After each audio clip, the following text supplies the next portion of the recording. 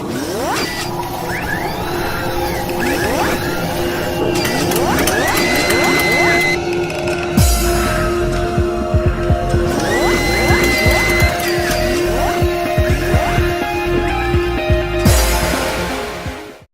unit is to talk about the external hardware of a computer, and this is the stuff that you can physically touch and you're not reaching inside the computer for. It's stuff that we're in most contact with. So we're going to talk about a number of different components, and it's going to be brief in terms of how much detail we go into these. We're going to talk about whether they're input devices, output devices, or anything in between.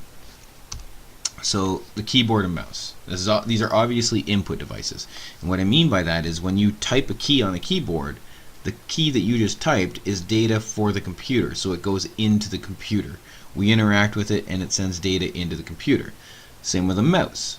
A mouse is an input device and it sends both positional data as well as click data. So it knows where the mouse is currently on the screen as well as what button was clicked and when it was clicked. So a device uses for interaction between the user and computer. So keyboards are input devices. They've been in use since about the 1960s. Mice have been around since the 70s. But these components have not really changed in all that time. And you're talking like over 50 years. They're basically the same. Yeah, you can say that, yeah, there's hardcore gaming mice and stuff like that, but they're still basically the same. They haven't really changed all that much. When you think about if you compare them against like video game controllers or something like that, and how much they've evolved from the old school Atari joystick to today's modern, whether that's like the Oculus touch controls or something like that, or even a standard like PlayStation 4 or Xbox One controller, they haven't seen much change, and that is probably going to be altered soon. The way that we interact with our computers is changing because of mobile devices and whatnot, whether that's touch screens or however you want to deal with it. We are seeing differences, and they're going to start to become more and more evident as time goes on. So your monitor or your screen, this is just an output device, unless of course you have a touch screen monitor, but let's just assume it's just a regular monitor. Now this is a device used to display the visual data coming from the graphics card, so it's coming out to the user. So it's an output device. So it takes image data from that graphics card, and that graphics card basically tells it how to color each individual pixel. So depending on the type of monitor, this is done in different ways. Old school cathode ray tube monitors or CRT monitors, they used to use like a phosphorescent screen that would glow based on the electrons hitting them and whatnot. LCD uses the liquid crystal display, and it basically changes how the crystals are formed and what color comes through. Organic LED or OLED, retina laser displays, these are very similar, and they're very thin tech, but they work very similar to LCDs in terms of lighting up the individual pixels. It's just more the backlighting and whatnot that occurs and how well spread out that lighting is for the most part. There are other things as well. So the computer monitor has heavily evolved over the years. In the original days, it was just like a green monochrome screen, and nowadays we have 4K or 8K monitors that can produce millions or billions of colors at a single time. And they have all sorts of other bells and whistles. Some of them are even curved, and they're evolving as well. Eventually you're going to look at a point where you're not even going to be having a monitor. It might just be a projection of some kind. Who knows? So a touch screen, this is a monitor that you can actually interact with. So this is both an input and output device. So it does everything a monitor does, but it also can collect the same information that a mouse can, positional and click data. So it performs it's like a combination between the two. Now, many touch devices that use capacitive displays, typically they are going to be able to recognize more than one touch at a given time. So for example, the Microsoft Surface and the iPad, they can handle up to 10 points of contact at once, so all 10 of your fingers. These devices aren't new though. Touch screens have been around for almost as long as screens have been around, and they used to use things like light pens and whatnot, but they've become a lot more popular and a lot more advanced since the advent of the iPad. And the iPad is not the first tablet, by the way. It's not even close. Tablets were out a decade before that, even more. It's just Apple was very capable at branding it in a way that appealed to users and put it in a nice package, which was good. Printers. This is an output device. It takes data from the computer, brings it out to the user in a hard copy form. So instead of the soft digital copy, we have a hard copy, something we can physically touch and see. And again, this could be an image data. Well, it's definitely image data. Even a Word document comes out as an image through the printer.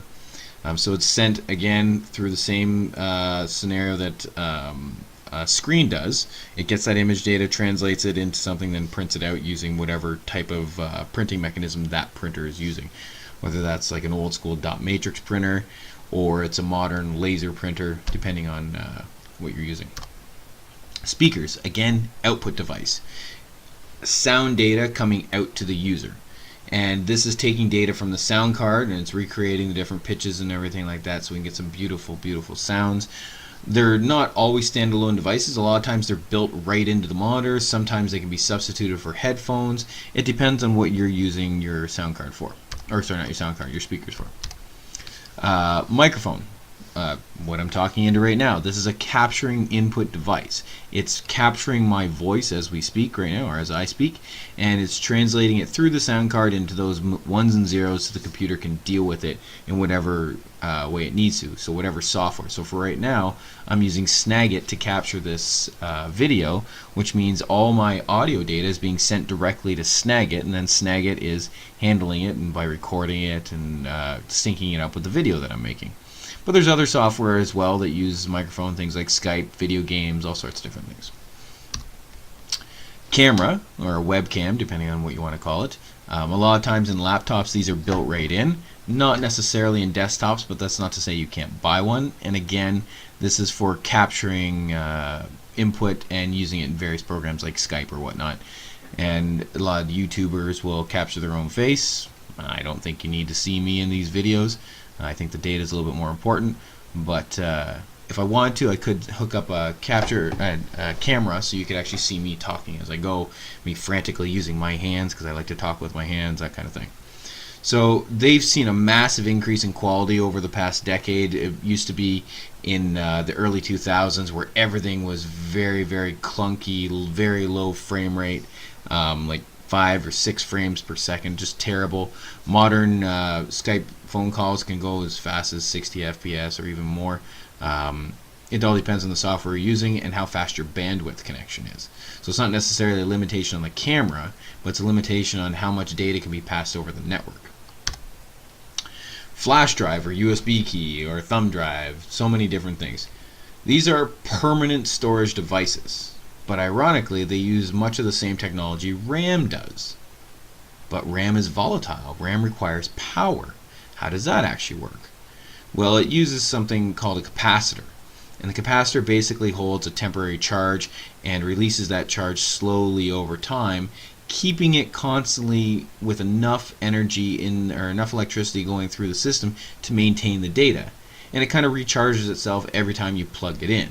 But it does have a shelf life. Eventually, that USB flash drive is going to fail on you in approximately 7 years' time as long as it's treated well. Less if it's not treated well.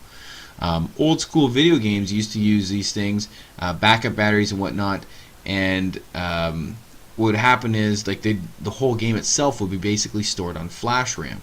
And then once they started to be able to save data, they used to have a backup battery which allowed us to save our progress or whatnot in our games. Nowadays, those backup batteries are starting to die, and people are losing. You can't save your game anymore when you go to play any of these old school RPGs. Not that too many of you are. But basically, a flash drive is just RAM stuck in a little thumb drive. So the modem. So this is both an input and an output device. It's not inside your computer. It's what the NIC card connects to. So this one is taking and giving data to the network. So data used to send and receive data across a network of some kind. The data is broken up into small chunks called little packets. Think of it like this.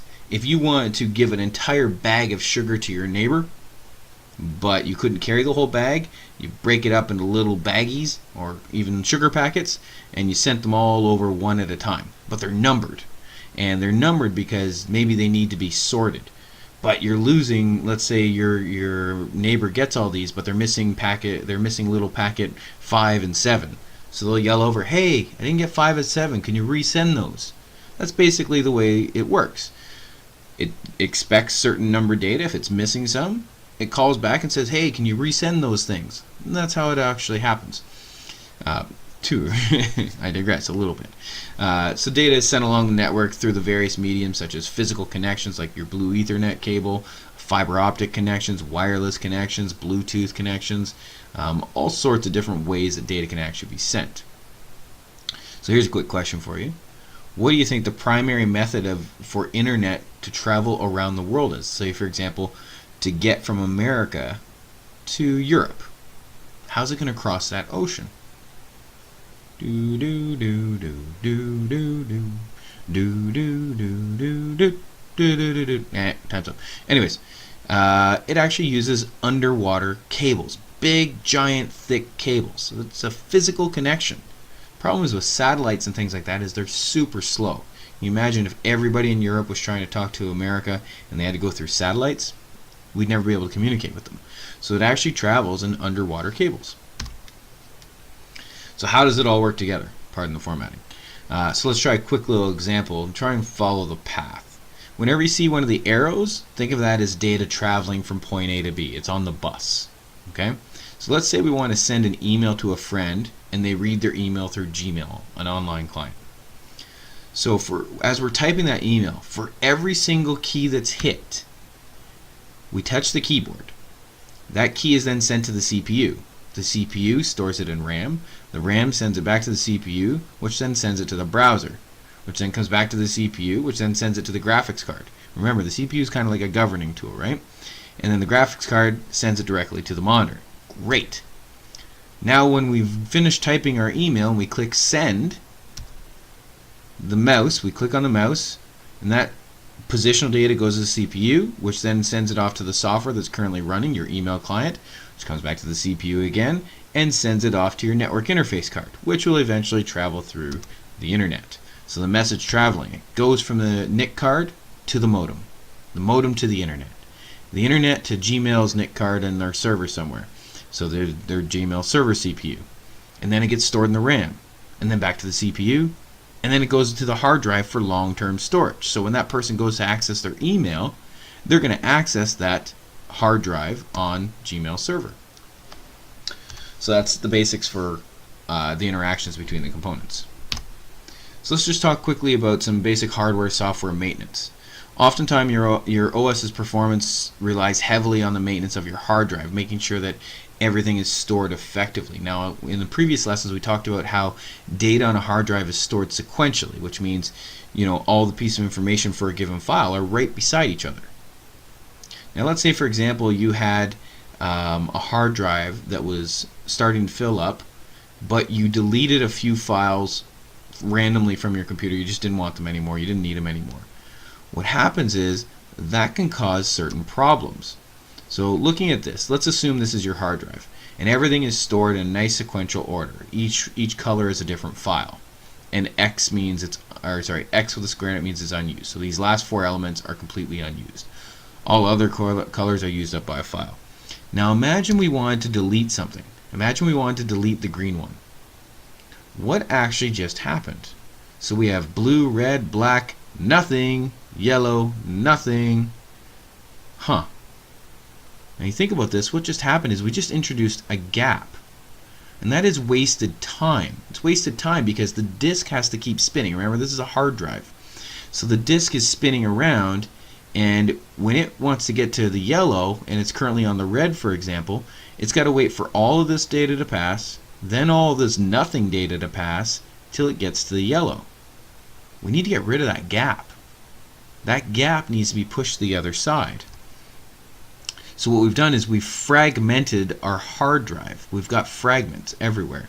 There's a tool built into Windows called a defragmenter, and what it'll do is it'll remove the gaps and put it at the end. It'll literally shift all these things over so everything is in a nice sequence. So we waste a lot less time going from A to B when we're trying to access certain files. So we end up with a system more like this. Now, defragmenters are not mandatory. They won't automatically happen. You have to either manually do it yourself, or you must set up your computer to do it every so often. You actually should do it fairly frequently, because every time you delete something, it's creating a gap. The thing doesn't just fix itself for the most part. So that is all of our external components and maintaining our computers. Next up, we're going to talk about your first, we're going to talk about your hardware software assignment.